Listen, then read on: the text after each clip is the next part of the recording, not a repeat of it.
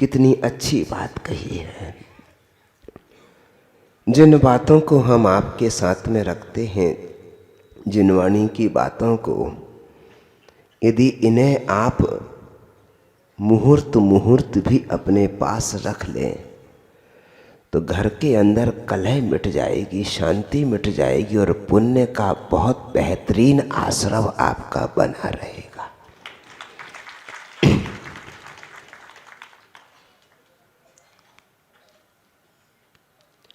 हम मुनि महाराज आपको पिछले 4 महीने से वही एक ही एक बात, 4 कसाय, 5 अणुव्रत, इन्हीं पर अपना पूरा का पूरा मन लगाए रहते हैं।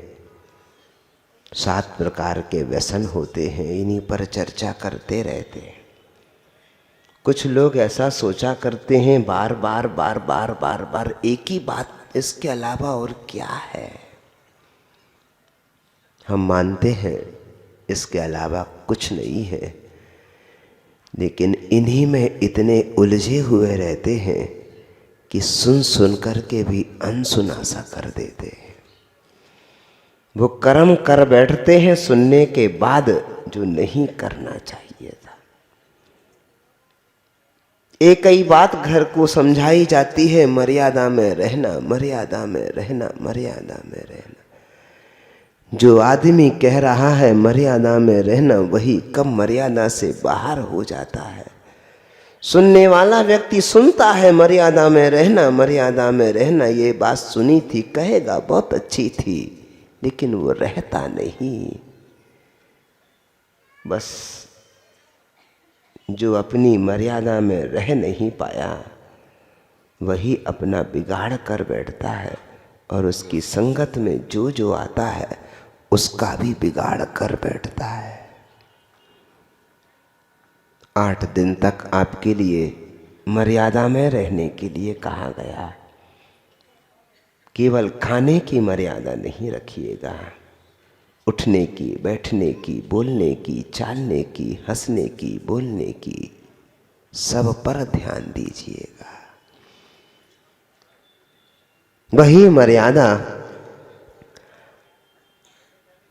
यदि हमारे दिल से दूर नहीं होती है तो हम पाप को एकत्रित ना करके पुण्य को एकत्रित करते रहते, अथवा कर्मों की निर्जरा करते हुए उस ऊंचाई पर पहुंच सकते हैं जहां पर पहले के व्यक्ति मर्यादा के साथ पहुंचे हैं। राम अपने जीवन में मर्यादा को ऐसे बना करके चले कि वो मर्यादा पुरुषोत्तम कहलाए। हम राम के भक्त तो हैं, लेकिन उस मर्यादा को नहीं पाल पाए जिन मर्यादा को उन्होंने पाला। उनके सामने एक औरत ने आकर के निवेदन किया कि तुम मुझे स्वीकार करो।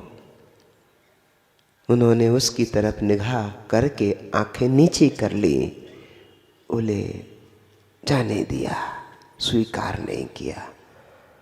कर सकते थे, उनको ऐसा लगा ये मर्यादाहीन शब्द बोल रही है, यदि हम इसके साथ में मेल कर लेंगे तो हम भी मर्यादा से हीन हो जाएंगे। किनके साथ उठना, किनके साथ बैठना, इसका भी ख्याल करना चाहिए। जो मर्यादा में रहते हों उनके साथ में उठिए बैठिए, खान पान रखिए, बोलचाल रखिए, नहीं तो हम भी बेलाइन हो जाएंगे। और मर्यादा यदि हमारी टूट गई तो हम भी बदनाम हो जाएंगे। सो गए क्या?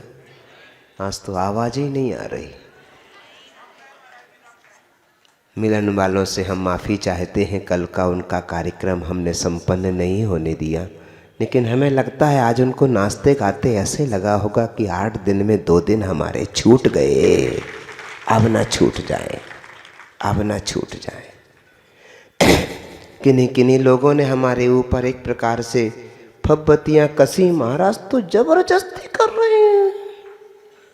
हमें मालूम है कुछ काम जबरदस्ती से करना पड़ता है, क्योंकि आपको अभी उस चीज़ का उस सुख का, उस संपत्ति का, उस वैभव का पता नहीं है जो आपके पास में बैठी हुई है। हम उसका आपसे परिचय कराना चाहते हैं। हमें उस चीज़ का एहसास है, आभास है, ताकि हम जबरदस्ती करके आपको एक बार भी इस पांडाल में ले आए तो फिर आपका मन ऐसे पुण्य को एकत्रित करने वाला होगा, तब आप बार बार कहेंगे शुक्रिया शुक्रिया शुक्रिया। एस.के. जैन साहब, तुम्हारे समधी जी हमको दूर से देख रहे हैं, न जाने उनकी निगाह क्या है। कल उनको अपने बाजू में बिठा लिएगा। बजाइए जोरदार ताली। मूँछों वाले बब्बा चले गए घर चाय बनावे का, अभी सामने बैठे थे इधर कुर्सी पर। कोई बात नहीं, उनका बेटा बाहर गया है, वो बेटे की जगह दुकान संभालने गए हैं। हमारा कहना है सबका अपना अपना काम बनता रहता है। आप ऐसा पुरुषार्थ करिए कि आपकी बदौलत दूसरों का काम बनना शुरू हो जाए। होता है ऐसा? जी हाँ, ऐसा होता है। गुरुवर विद्यासागर महाराज के पास में एक गरीब आदमी पहुंचा। महाराज, पैसा नहीं है और ये बड़ी बीमारी हो गई है। पैसा है नहीं, ये बड़ी बीमारी हो गई है। हम भगवान के भक्त हैं, आपके चरणों में आए हैं और आपकी शरणों में आए हैं। गुरुदेव ने कहा, घबराओ नहीं, हम किसी से कहते हैं, वो तुम्हें सही जगह पर पहुंचा देगा। ऑपरेशन होना है, पैसा नहीं है, व्यवस्था भी नहीं है, ले सकता है चुका नहीं सकता, ऐसा आदमी है। संत बड़े दयालु होते हैं। उनसे कहा, घबराओ नहीं, हम आपको जैसा कहते हैं आप वैसा करिएगा। थोड़ी देर उसको कहा कमरे के बाहर बैठिएगा। किसी एक आदमी से कहा, इनको फलाने फलाने आदमी से बात करा दो, इनको फलाने फलाने आदमी से बात करा दीजिएगा। और उस फलाने फलाने आदमी के पास बात करने के बाद में उनने कहा, गुरुदेव ने आपके पास भेजा। बोले, आ जाओ। वो वहाँ पर एक व्यक्ति जो सज्जन उपस्थित थे, बड़े ऑफिसर थे, वो उठा करके उन्हें एम्स हॉस्पिटल में ले गए, दिल्ली में। ले जा करके जिस डॉक्टर के पास उनके पास ले गए और जाकर के डॉक्टर ने चेक किया, उन्होंने कहा कि आप ठीक हो जाएंगे, आपको ऑपरेशन की भी आवश्यकता नहीं पड़ेगी, मात्र 1.5 महीने की गोली ले जाइएगा, आप ठीक हो जाएंगे। जिस सज्जन को पता लगा कि आचार्य ने इनको हमारे पास भेजा है, उस सज्जन ने उसी वक्त उसके लिए कहा, अब आप यहाँ मत रुकिएगा, क्योंकि आप यदि यहाँ पर रुकेंगे तो आपको तकलीफ़ हो सकती है उठने और बैठने की। अभी आप काफ़ी कमज़ोर हैं, हम आपका फ़्लाइट का रिजर्वेशन करा देते हैं, आप फ्लाइट से बिल्कुल जहाँ से आए वापस वहीं पर पहुँच जाइएगा। वो सामने वाले सज्जन ने अपनी व्यवहार कुशलता से उनके साथ वार्तालाप करते हुए और 2-4 महीने की दवाई दे करके उन्हें रवाना कर दिया और कहा, गुरुदेव से कहना, उपकार आपका, आपने इस सेवा के लिए इस बच्चे को समझा तो सही। उपकार आपका, आपने सेवा के लायक मुझे समझा तो सही। कम से कम मैंने बार बार गौर किया कि गुरुवर का आशीर्वाद कैसा गजब का चमत्कार दिखाता है।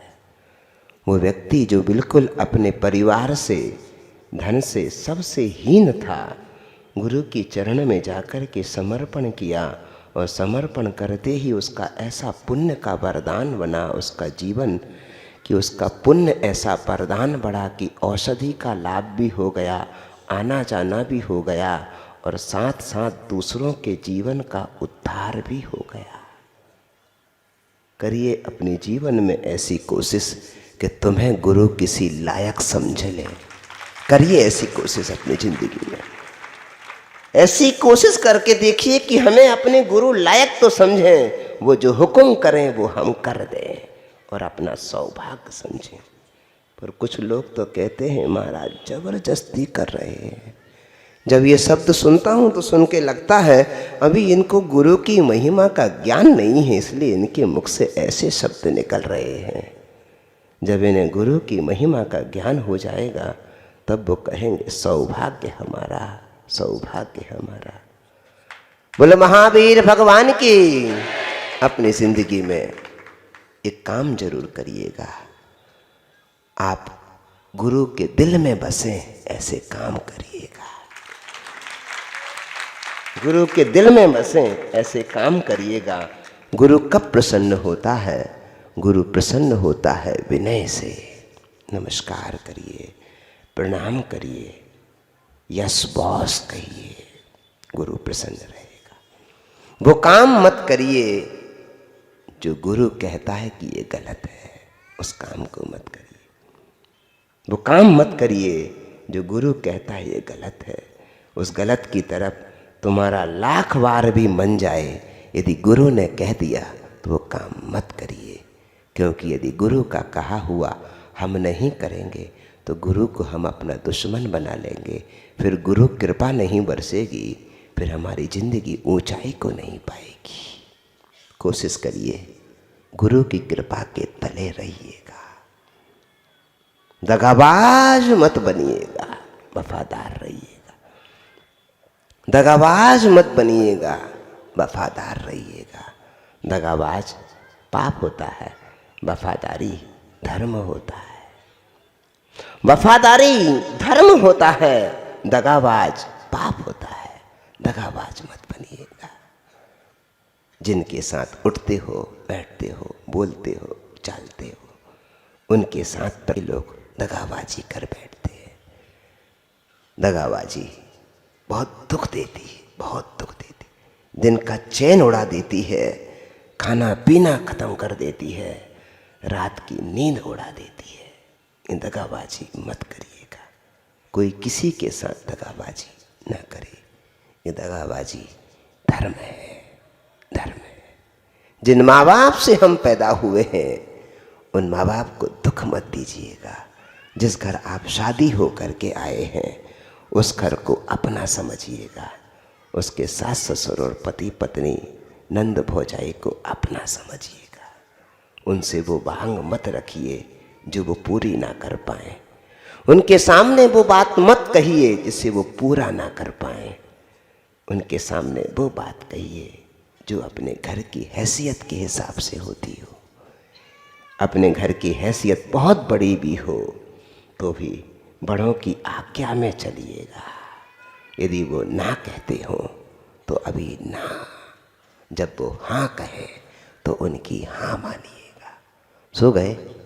आपको हमारी बात पसंद नहीं आई क्या?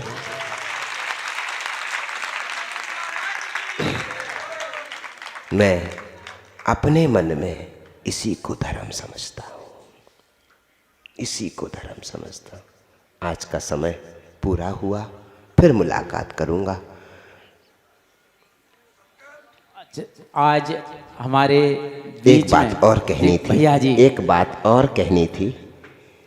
पूज्य गुरुवर विद्यासागर मुनि महाराज के आशीर्वाद से आपके गुना नगर के अंदर एक बहुत अच्छा पंच कल्याणक पिछले साल 2-3 साल पहले हुआ था। हमारे पूज्य मुनिवर पुनीत सागर जी महाराज का मन था कि एक ऐसी तस्वीर बनवाई जाए जिस तस्वीर में पूज्य मुनिवर पारसनाथ भगवान का संस्कार करते हुए तस्वीर यहाँ पर रहे। यद्यपि पारसनाथ भगवान आपके हृदय में बसे हैं, पर महाराज का मन था कि वे पूज्य मुनिवर समय सागर जी महाराज आपके भी हृदय में बसे हो।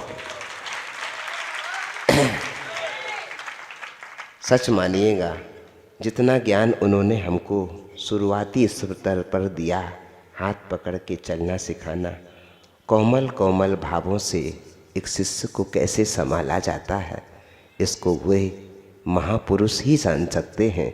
और हम सच मानते हैं, हमारे जीवन में पहली कक्षा पूज्य गुरुवर के मुखारविंद से शुरू हुई थी।